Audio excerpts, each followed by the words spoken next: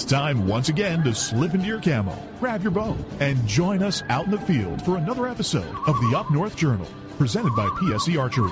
The Up North Journal crew is knocked and ready to rock for another exciting adventure. So let's step outside and hit the trail. This episode is brought to you by PSE Archery, Black Eagle Arrows, Cabela's, Antler Action, Spot Shooter Archery, Tom's Custom Turkey Calls, Family Traditions Tree Stands, and Badass Slingshots. Welcome back to another episode of the Up North Journal, everybody. I'm host Mike Adams, and I am back in the cabin, you little door breaker, you. Hey, I got to do what I got to do to keep the show going. You keep breaking into the dang cabin. Well, you keep coming home late on Sunday nights. You know what? And I even got backup tonight. Yeah, well, we got more than one backup. Yeah, you know, I got a whole bunch of backup, so you can't even do anything about it. Well, I'm here tonight. Well, yes, you are. Just fresh back from camp. You're back fresh from camp. We both had the week off. Randy's sitting in studio, but he's off mic. He's over there playing on the phone, and Mara is all the way from Ohio on phone. Hey, Mara, what's going on? Hey guys, how's it going? Good, killer Mara. I know, right? Hey, officially killer. That's right. I think we just start the show off talking about a big Ohio buck getting. I would say that. Well, that's one thing we can talk about because you didn't get nothing and I didn't get nothing. No, but I had a good time. Oh, I didn't say we didn't have a good time. I had a great time. Man. We don't have anything on the wall or at the taxidermy. No, but I got some stories to tell. But, oh yeah. But I want to hear about this big Buckeye buck. That's right. So Mara, take us through what happened to you this week. We've seen the pictures. Well, I want to hear the story. Yeah, I was able to take my first buck this week, technically, on Thursday. I shot a 6-point buck like 2 years ago, but long story short, somebody found him before I did and took his head and his back straps. Nice so neighbor, this was huh? This was technically my first buck, my first tag deer, my first, So it was seriously an experience that I've been I was literally waiting for this for years and years and years, ever since I started hunting back when I was in like middle school. Cody and I, we weren't in my spot out in Licking County. We were in Cody's spot in Knox County, and we kind of got out to the stand late. It was kind of crazy. We didn't really get to the woods till like 5:15, 5:30, and by the time we walked all the way back to our stand, it was like going on 6 o'clock. It was like 5:40 or so, and Cody climbed up into his stand, and we have a double setup, 2 hang-ons in the same tree, and I was still messing around on the ground getting organized and stuff, and Cody was up there getting his stuff organized, and all of a sudden I heard Cody tapping on the tree, and I look up, and he's mouthing, "There's a buck in the thicket," and because he put his hands up like antlers, and my heart started racing. And all of a sudden I started listening, and I could hear a buck grunting in a thicket in front of my stand, like maybe 60 yards away. And I was like, "Oh crap!" Because I was still on the ground. I had nothing ready. So I quickly but swiftly, quietly climbed up the 20-foot ladder stick we had, and it's like creaking and clanking the whole time I'm trying to crawl up this thing. And I get in my stand, I snap on my safety harness, and I literally sit down, and I grab my release, and I'm putting my release on. As I'm putting my release on, I had just hung my bag down, I look up, and there's a buck that steps out of the thicket at like 50 yards and is heading straight towards us. Okay, Cody still has the camera in the bag. I start freaking out. I'm like, "There's a buck, there's a buck, there's a buck." But Cody and I are like talking and we're clanking and we're making noise. This buck never heard us. He never saw us, nothing. So I literally just got my release buckled, look up and see antlers heading straight towards me. And my heart, literally, I'm pretty sure it stopped. It was like time stopped for a minute, and I grabbed my bow. My quiver was still zipped up into my backpack. I grab an arrow as quickly as I can out of my quiver. I throw it on my bow to knock it. My arrow literally clanked on my riser as I was knocking my arrow. The buck still was oblivious. And it's not even windy, it's not nothing. So how he didn't hear us or see us, is, or even smell us, is beyond me. And I didn't have, I mean, the whole time everything is happening and I'm trying to get my stuff ready, this buck is walking straight towards us. I didn't have my arrow nocked until this deer was at 30 yards. And he never heard you or saw you from all this commotion? He never heard me, saw me, nothing. And it was nuts. And I almost drew back when he was at 30 yards, but he never turned broadside. He was just facing me, and I didn't, with a bow, I didn't want to shoot him in the chest. And I thought he was going to either turn left or right and just give me a broadside shot at like 25 yards, but he didn't. He just took a step towards us and literally was going to walk right underneath our stand.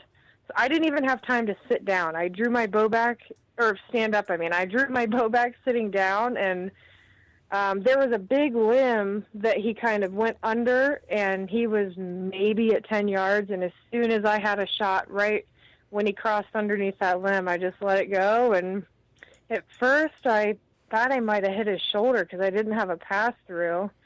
But, he went 50 yards and died. So Did you see him go 50? Did you see him go awesome. down? We didn't see him go down.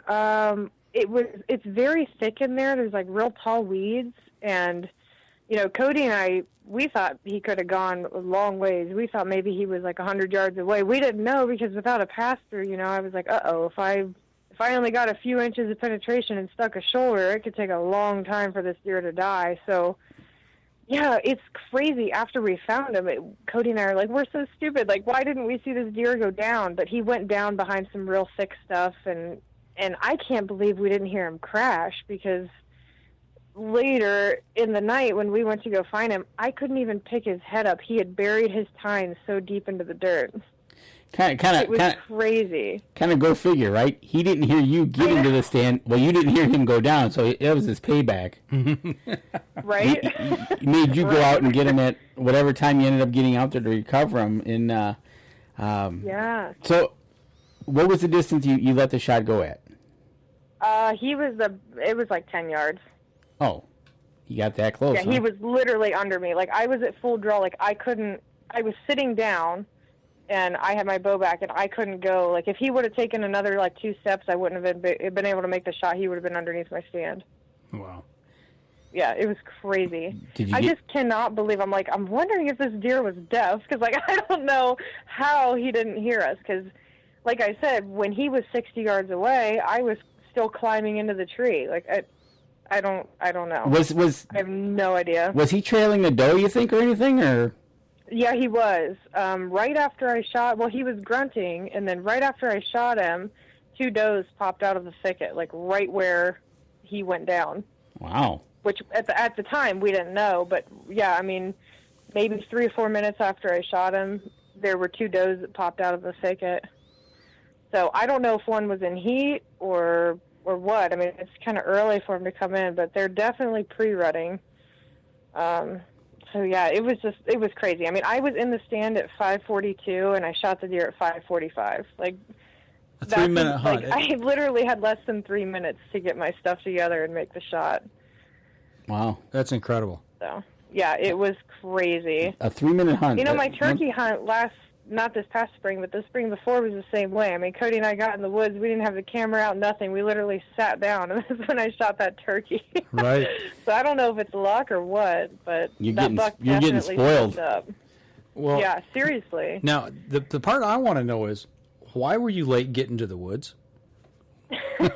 Well, Cody's parents were out of town, and we were babysitting his little brother, Ian, and I don't know. We were getting all of our stuff together. We weren't really organized. We were trying to get organized before we left, and we were honestly debating about whether we should go out because we were both tired, and and I was like, I've got to do this. I remember I just looked at Cody, and I was like, if I'm going to kill a deer, I'm not going to do it sitting at home being lazy. We've got to go. Let's just go.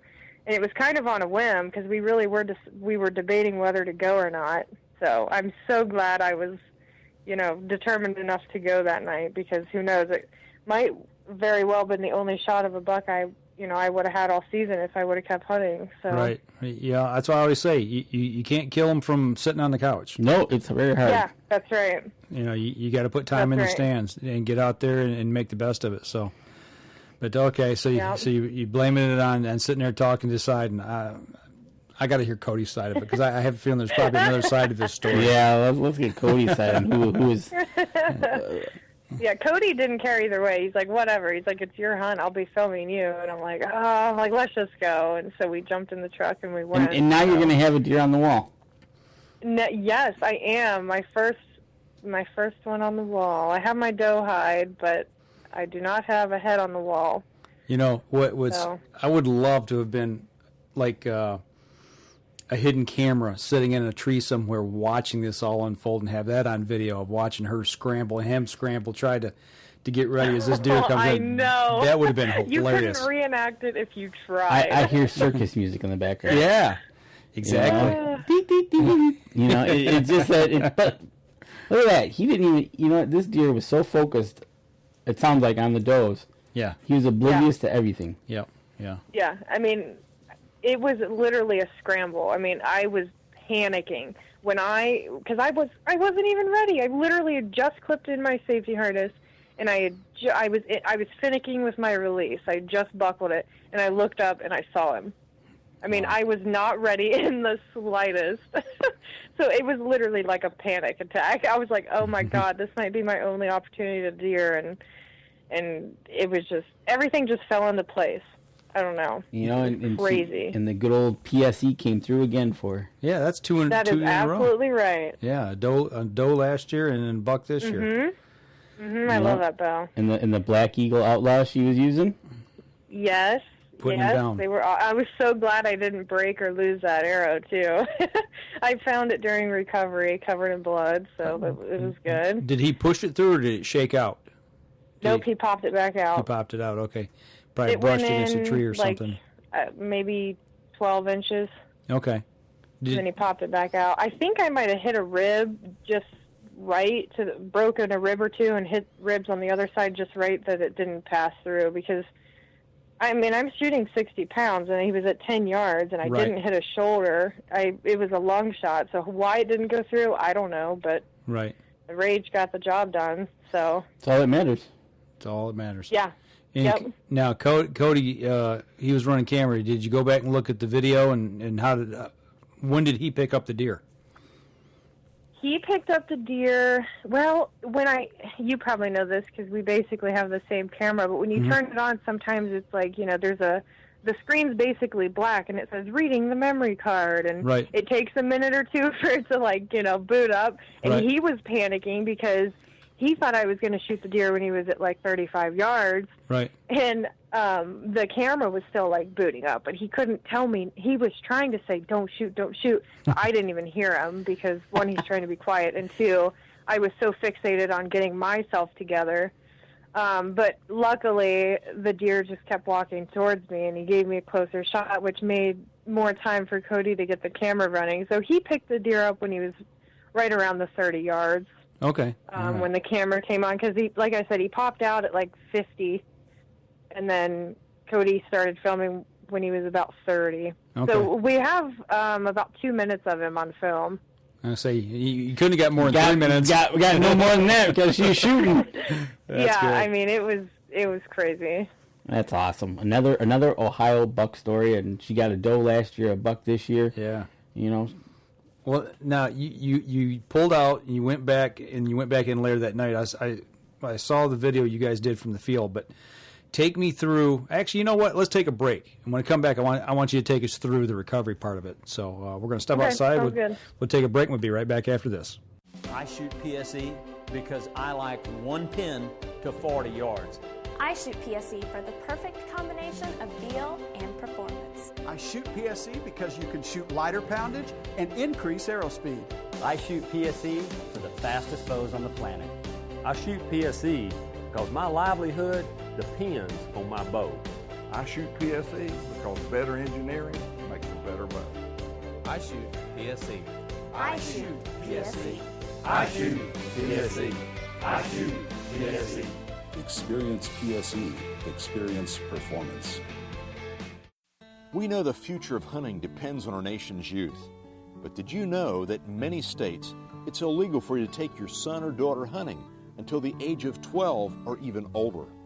As a result, we have fewer young hunters, and the Families Afield program is designed to eliminate those barriers. Hunting is safe, and the safest hunters afield are young people with adult mentors.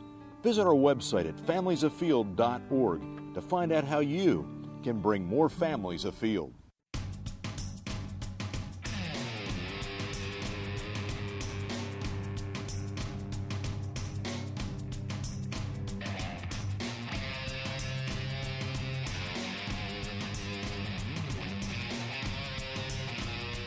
Welcome back. Second segment of the show.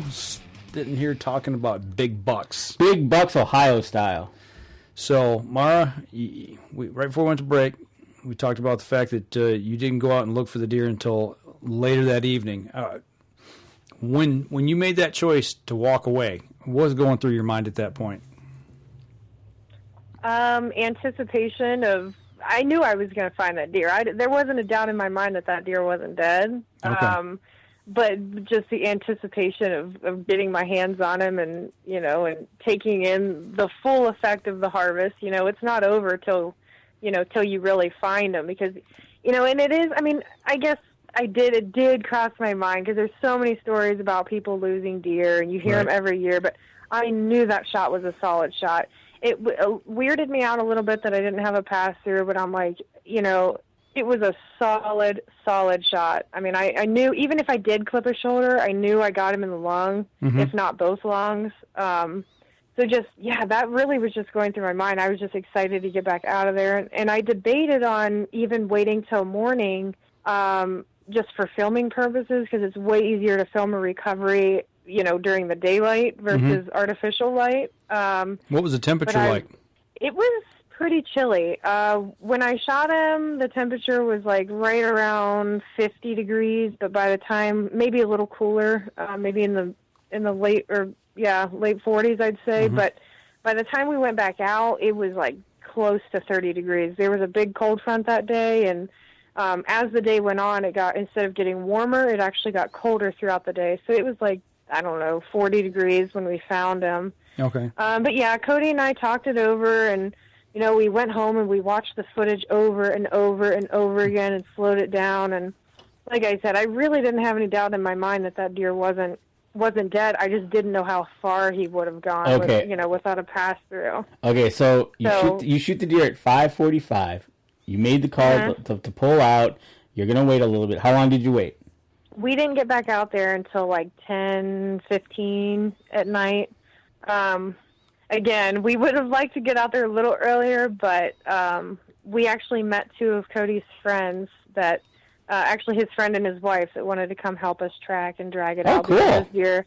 Yeah, we met up with them because they live like on the way to this property, so that took a little bit of time. And like I said, we were babysitting Cody's little brother Ian, and so by the time we got everything together and out there, we didn't get to the woods till like 10:15.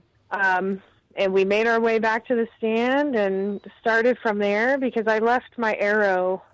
When Cody and I got out of the stand to begin with, we put an arrow right where all the leaves were ruffled, where we knew he took off. And we were like, okay, well, this is where we need to start because obviously, especially without pass-through, you're not going to get blood for quite a few yards, Right. So we didn't even spend time looking for blood when we got down because we were like, if he's bedded right here and hasn't died yet, we don't want to jump him fooling around looking for blood. So we just got the heck out of there. And by the time we got back, Cody and I, it was weird. Cody and I thought that the deer, because they typically take a very sharp turn before they die, and we thought we saw him turn real sharp to the left.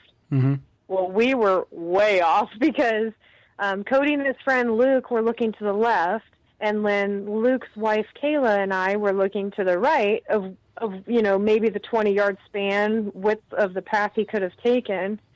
And so, it was kind of like girls against guys. Who's going to find the first blood?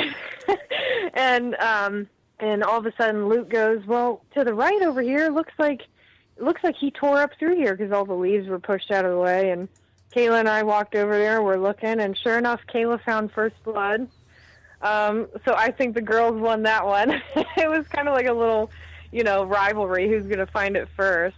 And so after that first spot of blood that was like dime size, it was like blood everywhere. We weren't going like more than 2 or 3 yards without a lot of blood.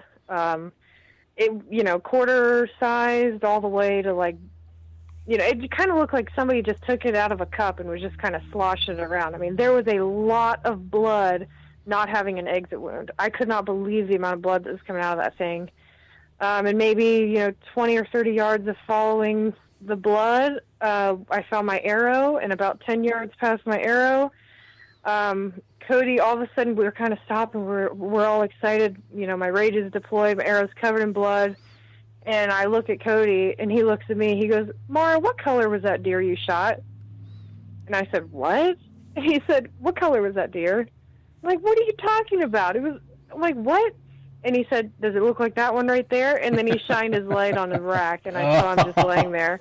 And I was like, oh, my God. I could not believe that he had only gone that short of distance. I'm like, Cody, we're so stupid. I said, how didn't we see him crash? I said, we could have gotten right down out of our stand and came over here and got him, because he only went 50 yards. Right. I was like, this deer died almost instantly. I mean, he crashed and died. He didn't even bed. And like I said in the previous segment, he crashed so hard I couldn't pick his head up. His tines were buried. No kidding. He was dead on his feet. So it was nuts. Was he as big as what you thought he was when you got up to him? His body was way bigger than I thought it was. His rack, yeah, I would say. I mean, there's always, I think, a little bit of ground shrinkage. But, yeah, his left side is much bigger than his right side.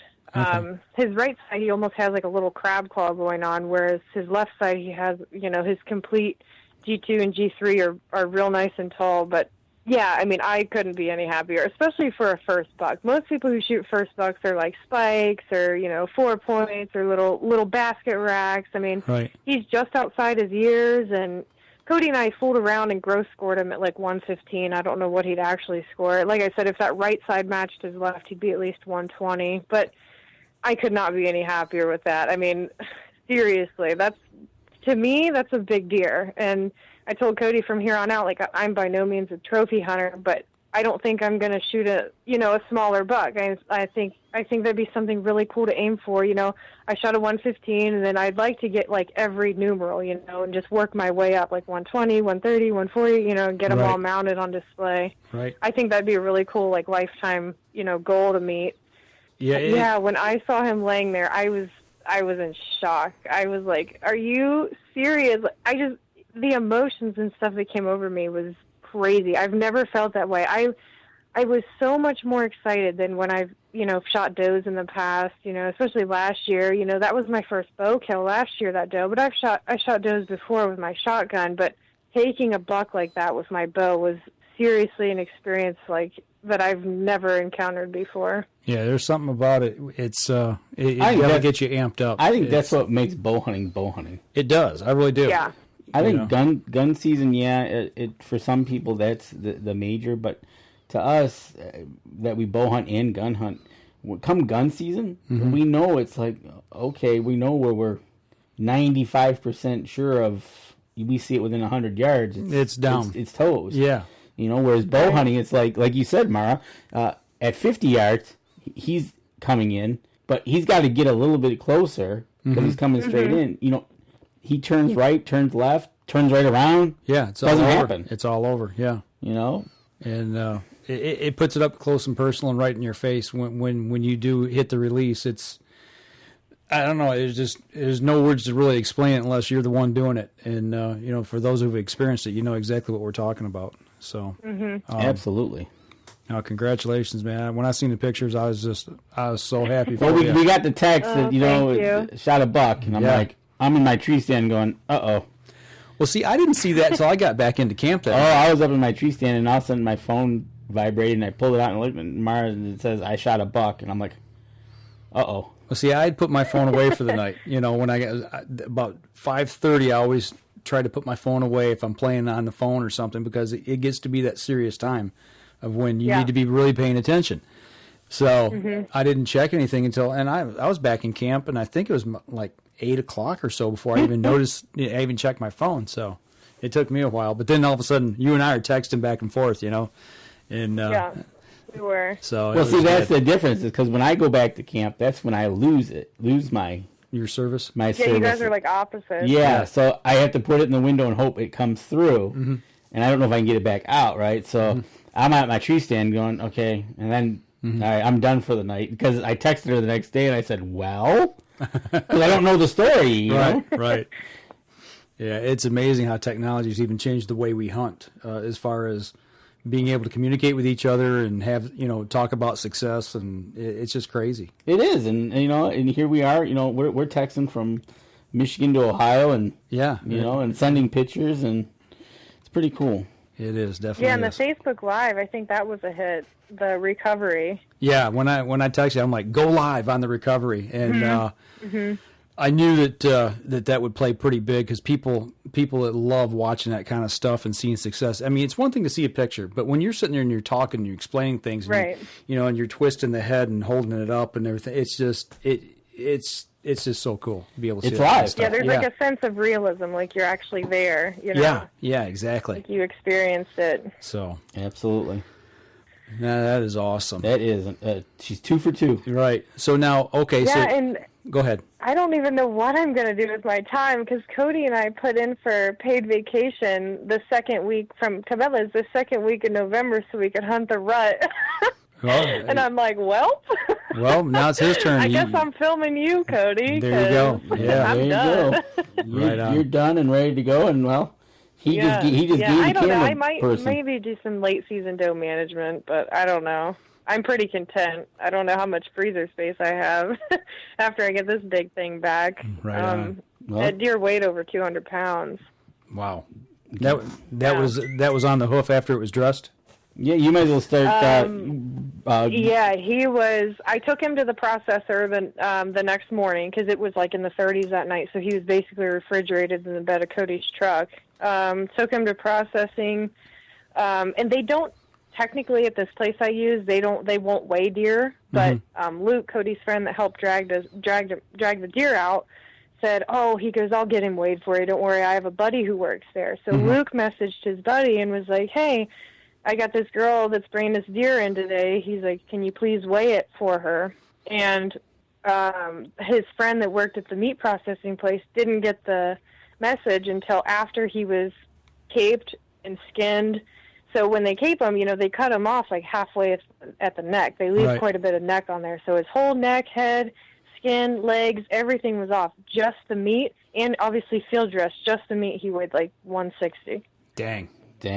Yeah. That's a So horse. I'm like, you put everything else back in there, it's at least a 200-pound deer. Oh, yeah. Yep. And Cody and Luke both, when they were dragging him out, they looked at me and they were like, we have never shot deer this big. This is like, one of the biggest bodied deer they've ever seen. And I think it was a very, very old deer. I'm not really good. I know you age them by their teeth and stuff, but he was very gray in the face. I'm sure you could tell by the live video and the pictures. And such a big body, and he stunk. Like his tarsal glands were, it was nasty. He really, really stunk. I mean, so he was already rutting, and I think he was past his prime antler-wise. I mean, granted, he might have not have had that good of genetics, but other deer that Cody and his dad have taken out of that property in the past have usually their one side is bigger than the other antler-wise, and I think it's a genetic thing, because Cody and his dad both have taken deer that kind of look like that, but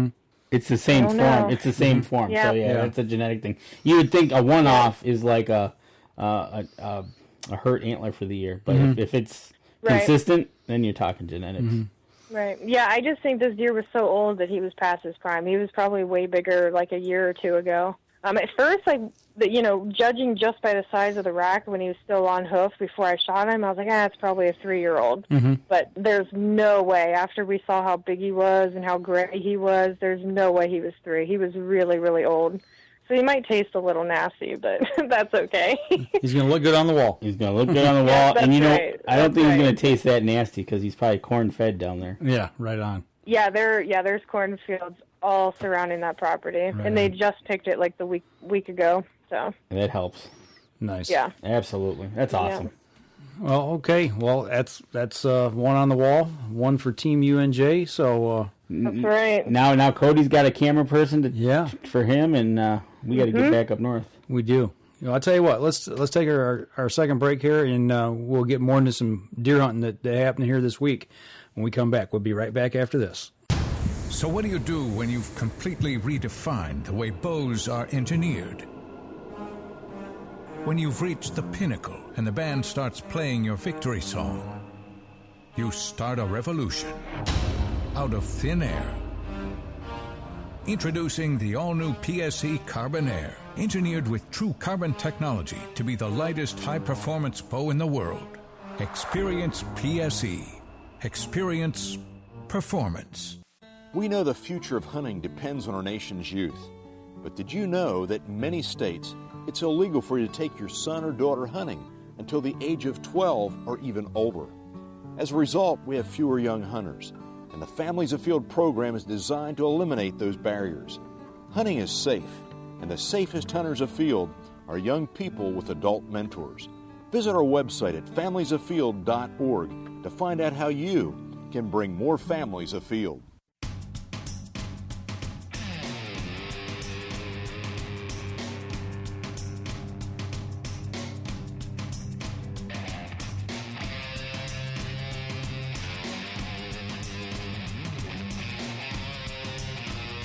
Welcome back, segment 3.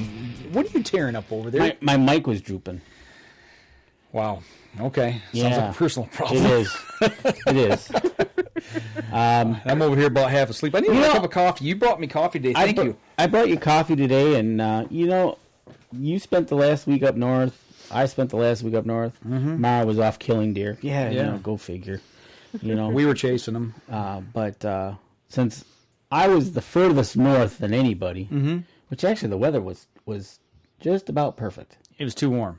I thought it was warm. For you, because I was 30s and 40s. Yeah, it was 50s and 60s. I had it in the morning. It was clear, crisp. It was phenomenal. Did you get any rain? We got rain on Wednesday, I think was the day. Wednesday and Thursday, we lost both days to hunt. Yeah. Because it was pouring. We actually had snow on Wednesday night that coated the ground. It didn't last till morning. But I was out there Wednesday morning, and I remember this. I was in the tree stand. We were on average getting out there an hour before daylight. It was clear. It was spectacular. Cold, clear, and you could hear the deer roaming around. You can't see them, but here I am looking up at the stars. And this was the first.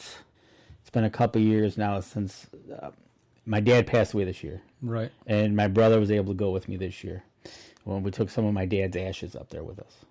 And I sat there, and you have one of those moments. Sure. And it was wild. It was just like, I looked up in the sky, I saw these stars. I said, Dad, I hope you're looking down, and, here I am using your land that you provided for us. And it was awesome. And then the sun started to come up, and it was just spectacular. Everything was well. It was. It saw a lot of deer. My daughter was able to be up there for the weekend and saw a lot of deer. I did not see any bucks except for a spike, and that was it. I mean, it's better than nothing. We didn't have nothing on camera, and that scares me. But as we talked, we were the same way, and my week turned out pretty doggone good at the end of the week. I was on average seeing 20 deer a night or a morning. See, and that was the opposite with us. We weren't seeing very many deer at all. I had deer from the moment I sat down in the stand till it was. I'd go in at about 11, and it would be like, all right, I got to move here, folks. Mm-hmm.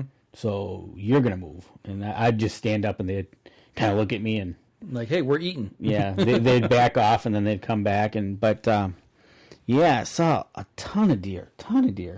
I did leave a camera up when I was in July. I left a camera up behind the cabin, and I was able to get turkey and bear on that. Okay. little skinny little bear, it looks like. But then again, it was July, so I'm thinking he was on his lightweight side. Yeah, you need to feed Boo Boo. Boo Boo. He's hungry. Yeah, well, I ran into Boo Boo a couple years back, and no, that's the only time I'm going to run into him. I almost stepped on Boo Boo, and that was not a good feeling. What the heck is Boo Boo? A bear. Yogi and Boo Boo? Come on now. I know you're young, but you don't know who Yogi and Boo Boo are? No? Oh, my Lord. Have we dated ourselves now, Danny? Ladies and gentlemen, you have just realized how old Mike and Dan are. Wow. Oh, my gosh. So, do me a favor. Go to the Cartoon Network and just watch it until you see the Yogi Berra show. Is your dad still in the room? No, he walked out. I think I might know what you guys are talking about, but I'm not like 100% sure. They're always I don't stealing think I've ever picnic baskets. watched it, but I think I know what you're talking about. Yeah. But you know what? If that makes you feel any better. No.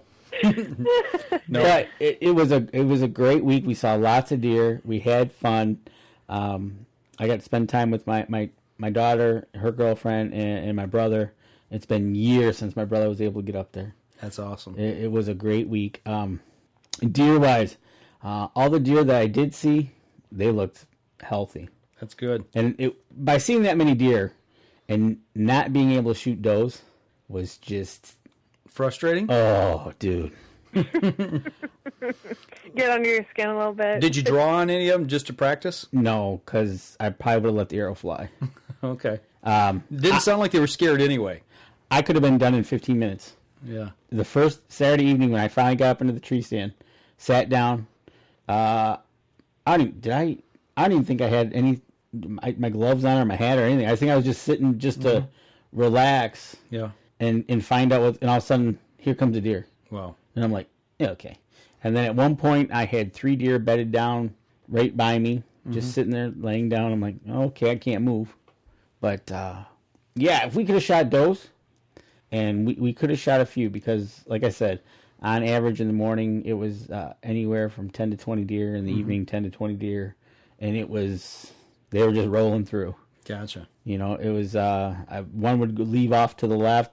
Some would come in from the right or coming straight in or come in from behind me. So the deer, yep, like I said, I only heard the wolves. I heard the wolves one morning as we were getting ready to go out. That's exciting. It is. And that howl is just one of those things that just makes a hair in the back of your neck stand up. We were getting ready to fire up the 4-wheeler to go out and stood on the porch, and all of a sudden you heard them. I was like, uh-oh. And speaking of that, my brother did see 2 wolves that they cruised the property. They were about 70 yards out. He set up on the ridge. No kidding. And they were right behind each other, and they were going somewhere. I don't know if they were going to breakfast, playing, or whatever they're doing, but they were chasing their nose to tail, and it was, they came through the property, and he caught a glimpse of him, he saw him for about 10 to 15 seconds, came down the ridge, and then popped over the top, and away they went. So interesting. Yeah, and it was, and I said, coyotes or wolves? He goes, no, they're pretty big. And they were gray. One was light. He said one was a lighter gray. The other one was like a darker, almost black. So that's usually that's a wolf. Yeah. That's usually the guys. Yep. And yeah. So as far as the week went, I did able to. We nailed down 6 mice. Okay. Yeah, we had something for the buck pole. You ran a trap line, huh? We ran a trap line.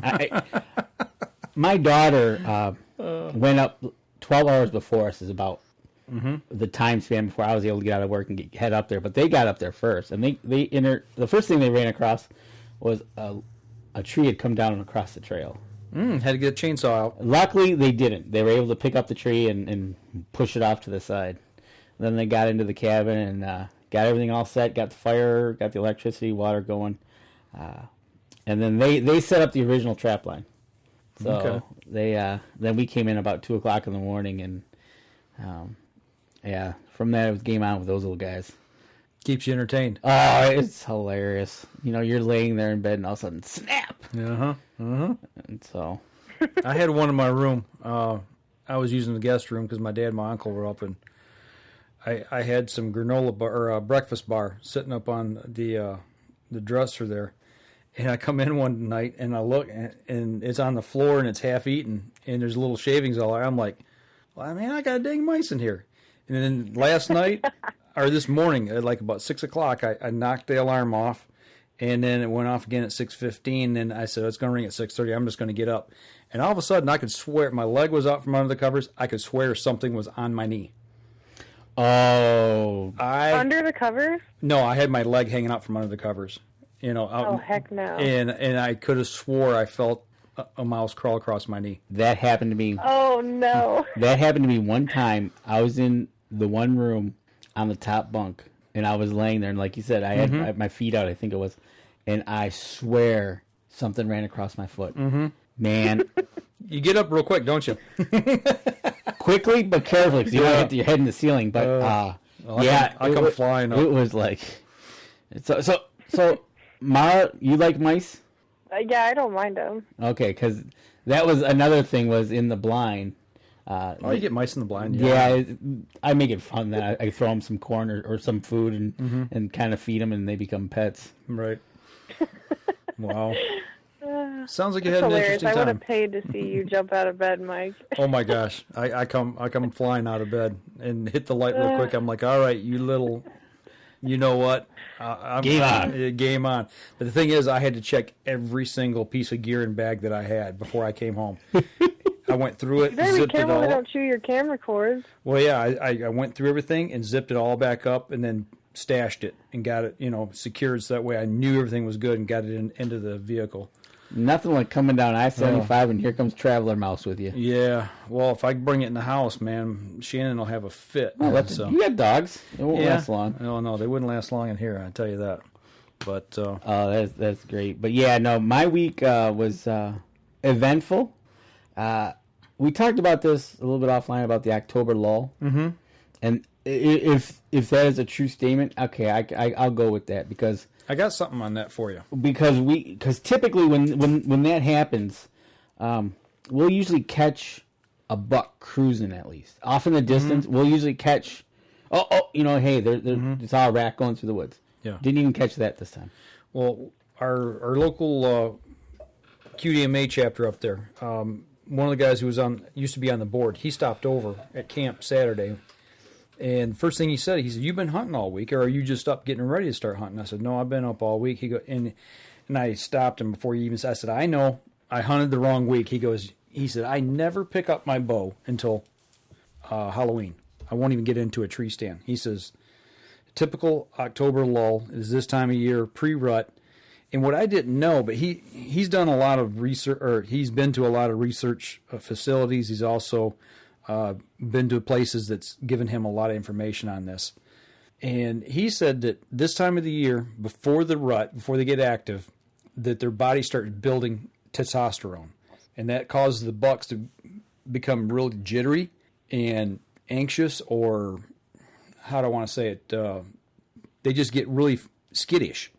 So they'll typically lay around all day. And that's when you start seeing them on trail cams at night versus during the day. And that's what we were seeing. It was classic case. But we weren't seeing does either, which to the life of me, I don't understand why.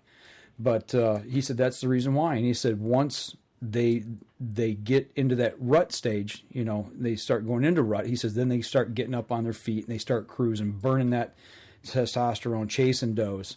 He said, but until that time, he says it actually makes their bodies ache because they have so much testosterone in their system. Yeah. He said they lay around a lot. And they're saving energy, too. Well, yeah, they know that what's coming up. Yeah. Like, okay. So okay, I'll go with that. That's interesting. Yeah. So he said that, Halloween. Halloween, he picks up his bow, and that's when he starts, and not before. So, and I knew that going in. Last year, I had the same problem, and why I took the same week off, I have no idea. But it won't happen again next year. I can tell you that right now. Well, Mara seemed not to have a problem. No, there's people killing deer. But he said, a lot of times your bucks will start going dormant, or you'll see them on camera at night, and we had evidence of that in the middle of the week. So that's what we ran into at our camp. So yep, exactly. So, but I tell you what, let's take our last break, and I'll get a little more into kind of what happened up at our camp here in the last segment. There you go. We'll be right back after this. The 2015 Dream Season Decree is a deadly combination of speed and precision. It's built for the moments when time stands still. When the only thing that will break the silence is an arrow slicing a clean path to the kill zone. The bow of your dreams is a nightmare for big game. This is PSE's Decree. Experience PSE. Experience performance. We know the future of hunting depends on our nation's youth.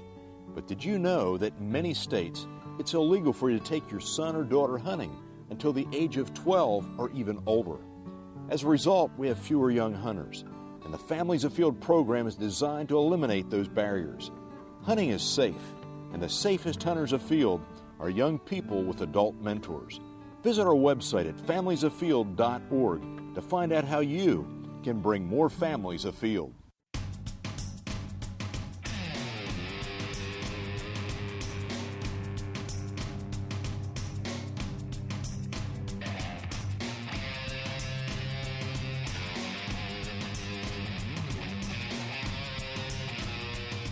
Last segment of the show, everybody. Still talking some deer hunting. We're talking deer hunting. You know what? We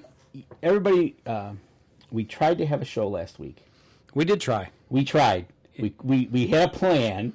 And almost worked. It almost worked. We lost our internet connection. Except we lost the internet connection. I was going to call you from the upper, and when you were in the upper lower, and we had it all worked out. It was going to work.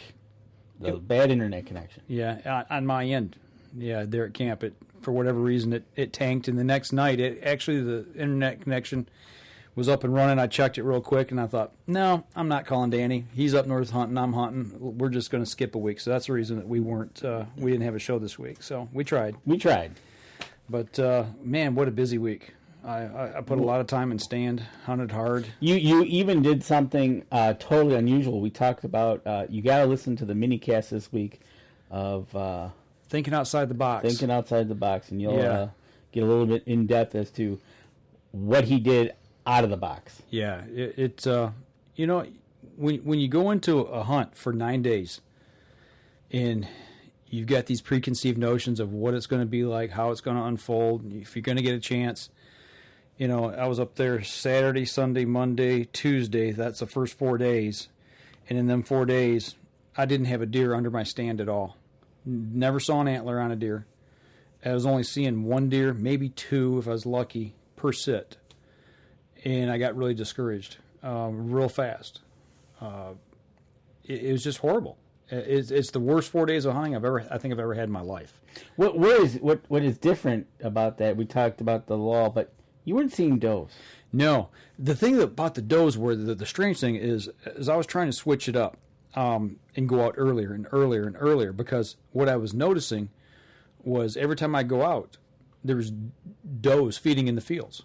It didn't matter if I was out at 4 o'clock, 3 o'clock, 2 o'clock, 1 o'clock, and I kept backing it up.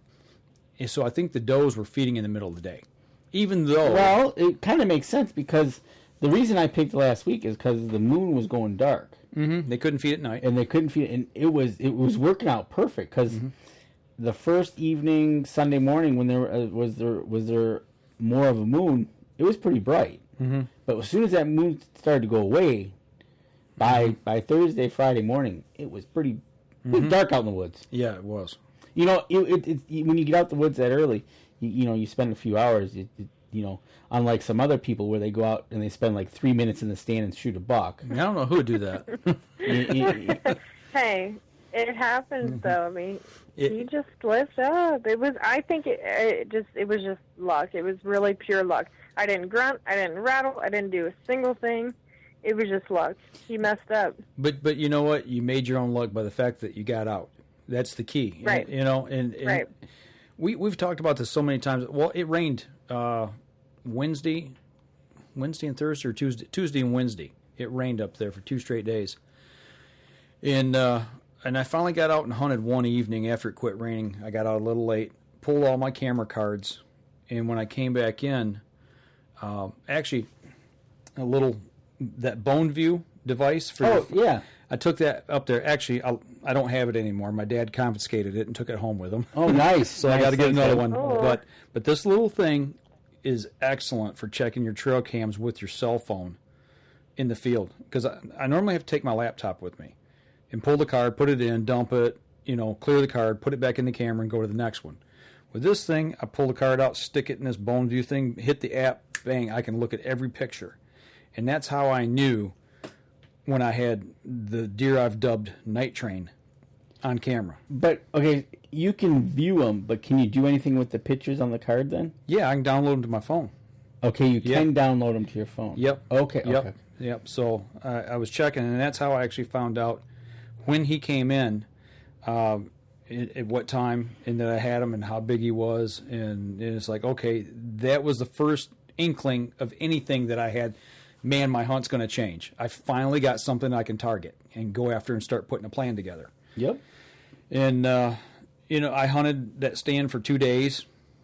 Nothing. Had same problem. Not seeing deer. Morning, evening, did not matter.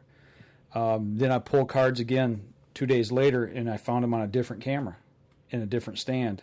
And he was still having the same direction of travel. And I knew at that point I had verification of where he was coming from and where he was going. And at that point, when I pulled all my camera cards and I did my investigation. And that's where we talked about on the minicast about thinking outside the box. And long story short, I swapped a stand in the middle of the day and started hunting in a different spot and set up on a new location. And let's see, what's today? Today's Sunday. Last night I went out and I laid eyes on him. And I tell you what, last night was the best hunt I've had in a long time, and I didn't pull the release or a trigger on nothing. I got in stand. How far out was he? He came out, when he came out to the field, he was probably 80 to 100 yards away, but I could see him clear as day. But I got in stand at about 3:30 that afternoon, and I'm sitting playing on my phone. And my buddy's back at, that came up, he's back at camp. He's like, you seen anything? I'm like, yeah, I'm watching squirrels. Oh, there's a button buck. And I'm like, I looked at my phone, it's 5:40, and I'm like, I got to go. It's getting prime time. Put my phone away, and I stood up and stretched, and I looked to my left. Here comes a doe, or here comes a deer, a single deer. And I'm like, oh, here we go. And all I could see was a body. And I'm like, I bet that's a buck, coming in by itself, because typically single deer are bucks, because the does are a lot more social creature. So I got up, got ready. It comes in. It's probably a 2.5-year-old doe. And I was just like, oh, man, how dare you get my blood boiling like that, all that. But she winded something, and I don't know if she picked up my scent on the ground from when I walked in or if it was something else. Danny and I talked about this before the show tonight. When I got in stand, I started to put my gloves and my hat on, and I smelled something, and I described it as a funk. It wasn't like human body odor funk. It was just something funky smelling. Took my hat off, smelled it. It wasn't my hat. Then I start smelling my gloves. I start smelling my jacket. I stick my nose down inside my jacket, see if it's me. It's kind of like a guy going to prom, checking his armpits and everything. Yeah, exactly. Making sure that I'm good for the ladies. But, and I put my hat back on, and I smelled it again. And I took it off, and I smelled the hat again. I'm like, no, it's not that. And I put it back on. Okay, just something in the air. And I kept smelling it periodically through the evening at different times when the wind was blowing just right. So I think there was something decaying in the woods around me, and I don't know if that's what she picked up on. And like you said, it wasn't a dead smell. It wasn't a dead animal smell. It was a fungus smell. Yeah, like a fungus or, like just funk. So she's staring up at me like, I see something there. I don't know what you are. And she starts licking her nose, sticking her head up in the air, trying to catch wind of me. And I'm rock solid. But when I seen her come in, I hit the recorder on my camera. And she had me locked down for 15 minutes. And holy cow. My legs are starting to quiver. And she kind of got spooky at one point and jumped around away from me at about 40 yards, but she was still locked onto me. And all of a sudden, she turned to the field, and the little button buck, he's feeding through the field. He threw his head up. And when they both threw their heads up and looked, I sat down. I was like, I got a break, And then I looked over, and all of a sudden, here comes this. All I can say, it's a majestic buck. He walks into the field like, here I am. Who wants a piece of me? Bring it. And I was like, oh my God, that's Night Train. And it got me for a minute, you know. And I'm just sitting there taking it all in, and she's looking at me, she's looking at the buck, the little buck's looking at the buck, and he's taking a bite of the rye, and he's looking at the buck like, please don't hit me, please don't hurt me, you know. And he walks out, and he just stands there, and he starts feeding, and I'm like, oh my God, this thing's incredible. And King of the Woods. He was, yeah. I mean, it's just like Bambi's dad. You That's know? right. And I'm in awe of this buck, and I'm watching him for about 20 minutes, and he feeds down towards the end of the field, and he walks out of my view. And then the doe, in the meantime, he walked back over, and when she was pawing through acorns around the tree, because I was sitting in an oak tree, and I'm like, oh, I ought to shoot you, and I started to draw back, and I thought, no, I can't, because if I smack her, cause commotion, what if he's still just outside of my view? It's, 100 yards down the field here, and nothing I can do. Right. At that point. He might be out of there for a while. Yeah. So I'm like, no, I'll let her walk. But I tell you what, it was just, I dubbed him Night Train because I got him on camera twice at 2 different times at night in 2 different locations. And I figure, he's as big as a freight train, and he comes through at night. So Are you going to have a chance to get back up there with a bow? Probably not. Okay, so probably not. Next rendezvous with Night Train will be with a gun. Yes, and if I'd had a rifle with me, he'd be in the freezer right now. There you go. It goes right back to that. The difference between bow and gun. Yeah. Yeah. Up close and personal. That's why it is. That's why it means so much when you take a deer with a bow. Yeah, the challenge is incredible. Now, the best part of this story, I've been looking at trail cam photos, and I'm not 100% sure, but I think he's the deer I let walk last year. Right. We were looking at him before we went on the air, and I think you might be right. I let him walk as a 2.5-year-old, and and my buddy that came over Saturday to camp, our QDM former board member, he looked at the trail cam photo from last year. He looked at the one that I had from this year. He said, yep. He said, that one's 2.5-year-old. And he said, and this one's, he said, he's definitely a 3.5. There's no doubt about it. He's huge. His muscular structure, he's just so huge. And then you look at the antler structure, and he's like, yeah, he said, that could be the same buck. He said, it might be the same buck. Very well could be. So. It's good to know that. I mean, that's what it takes to grow big ones, though. Management and, picking and choosing which ones you take. Yeah. Well, and last year, I mean, Kevin Hutchins was sitting in the blind with me, and he's like, you're going to let that buck walk. And I'm like, yeah, I'm going to let that buck walk. We watched that deer at 80 yards, and he walked by me broadside at about 25 yards, and I could have smoked him.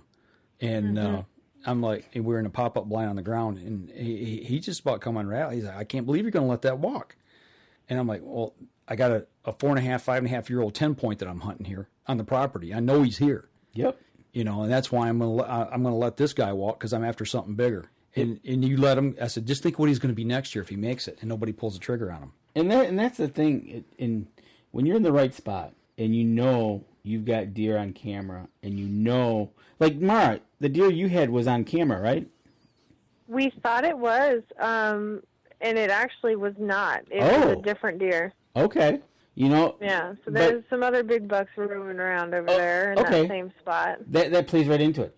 If you've got multiple bucks that you can hunt, and you select the one, letting those others go is a lot simpler. Yeah. If you've got other bucks in the area, when you're catching that one buck and that's it, the odds are that one buck is the guy. Right. Well, and that's why we started the deer co-op up at our place. The surrounding landowners. We're slowly working through this, but we've got a few landowners of like mindset, and and I talked about this on Facebook. I posted the picture from last year, the buck that I let walk. I put that picture out there, and and later on I'll put the other picture up to compare. And it's just, once you see that comparison, is like, this is why we do what we do. This is why we limit our travel on the property. This is the reason we use scent control on the property. This is the reason we use multiple sets and start putting trail cameras up in May and looking at deer and figuring out where to put our sets. Yep. I have put so much work into my hunt this year. And did I put them on the wall? No, not yet. And I may not. But you know what? Last night, it was all worth it, because it proved everything that I've done so far has been right. Yep, exactly. You know, it's led to this result. Do we always get to pull trigger? No, we don't.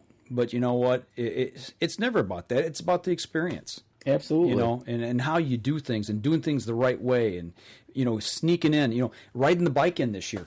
Dude, that went so well for me. I can't explain how much fun I had riding a bike through the woods, number one. The look on Doe's face when I'd pass by a field and they would look at me like, what are you and where are you going? You know? And needless to say, the video of him that he took riding one-handed was good video, except when the sand got really soft, he kind of got a little wobbly on the bike. Yeah, with one hand. But but no, it works so well. Exactly. You know, traveling back and forth quiet and effortlessly. You know, I put a bow mount on my handlebars. That worked great. My backpack, which, you know, I've kind of went to the backpack mode here for the last 5 or 6 years.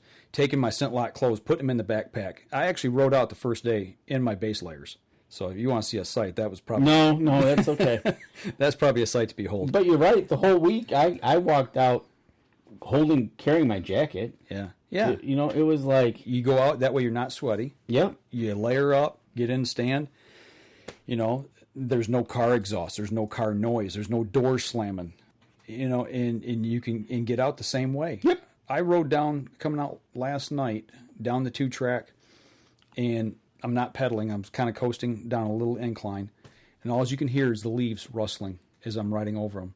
And about 40 yards in this one spot where there's some thick, I'd say brush, not a thicket, but some brush, I heard a deer jump up and then stand. You know, he took one step and stopped because I was already past him.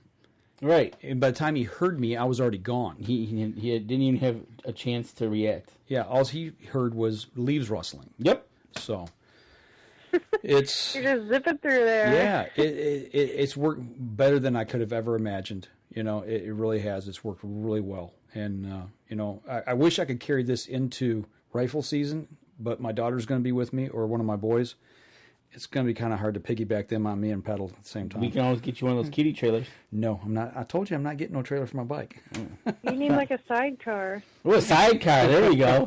No. Put little goggles on them. They can get their own bike. Yeah, heck yeah. But that's awesome. So stay tuned, because this story might not be over yet. No, and you know, and it might take a year. Yep. You know, to come to a conclusion. You know, I don't know, but it's just. It's really nice to put all the work and effort. Mara, you know, I mean, you put sets up, and you put trail cameras up too, and you practice scent control. And it's once you put all these keys and pieces of the puzzle together, and you're starting to see the picture, and it opens before you. It's just I wish we could get everybody to kind of understand the philosophy of why we do what we do and how we do it, and to see the results.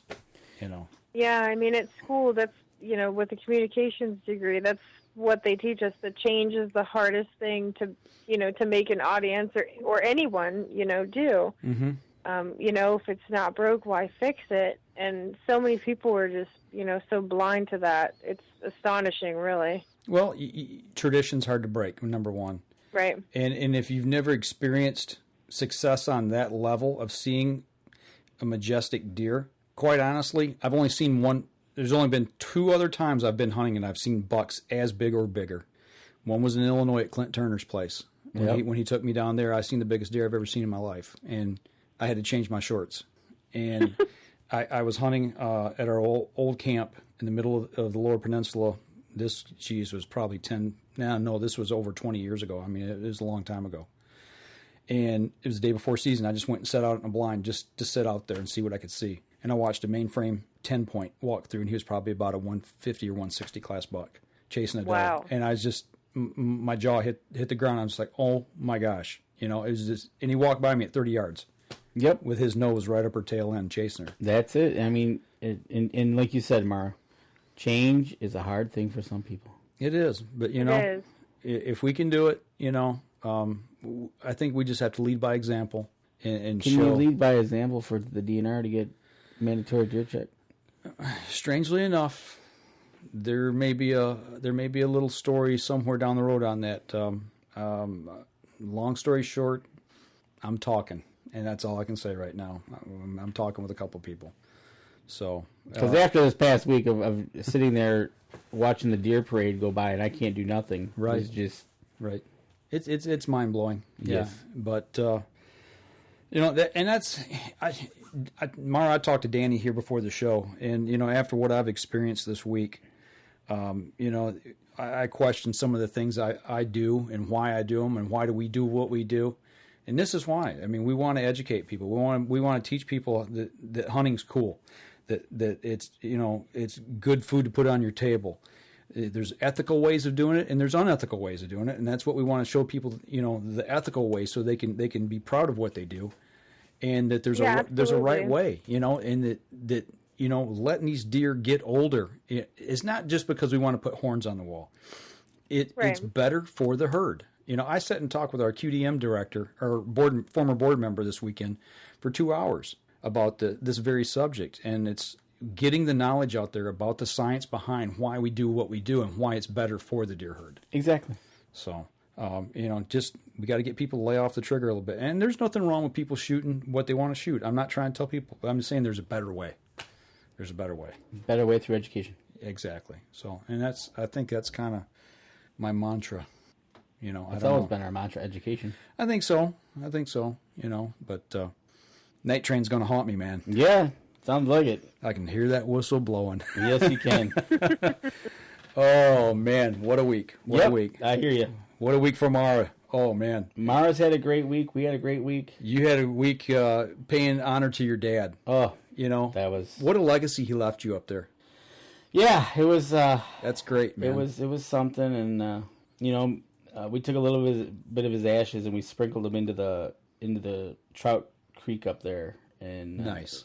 Kind of let them flow through the property, and very nice. It was appropriate. Yeah, it was. We figured that was. I came up with that idea because that way he gets spread out through the property. Well, and he'll always be there. He will be. So very cool. It is. Well, Mara, when you get that monster back and you get ready to put him on the wall, you got to take a picture of him hanging on the wall and show everybody.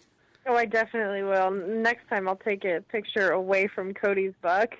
Yeah, what was up with that? I think he was trying to show you up. You get one, you take it right into the taxidermist. And what does Cody do? He breaks his out of the freezer from last year. A year later. Yeah, right? And we'll take this one here and get it. Well, I'm going to go in now. I was like, wow. Well, our taxidermist is a really, really good one, and he's a little bit of a drive. So not so much of a drive that he should have waited a year. Right. But I don't know. I think it was a good excuse for him to take his in, when I got mine. Oh, so. Yeah. You put the pressure on him is what you did. Yeah, but now I'm like, okay, if you shoot a buck this year, I'm like, then what are you going to do? Right. Yeah, you shoot one bigger. Yeah, definitely. Not cheap. He'll be a year behind on his mounts. Right. Definitely. Yeah. All right. Well, anything else you guys want to throw in for the show? Good luck to all the hunters out there, and practice your proper scent control and everything else, and be safe, shoot straight. You know what? And everybody's gonna listen to the show tomorrow, and it's Halloween. Boo. Ooh, yeah, spooky. Boo boo. Boo boo. Yeah. Go find out who Boo Boo is there, Mara, and let us know what you think. All right, is that my homework for the night? That's your homework. Yep. Let's go ask your dad.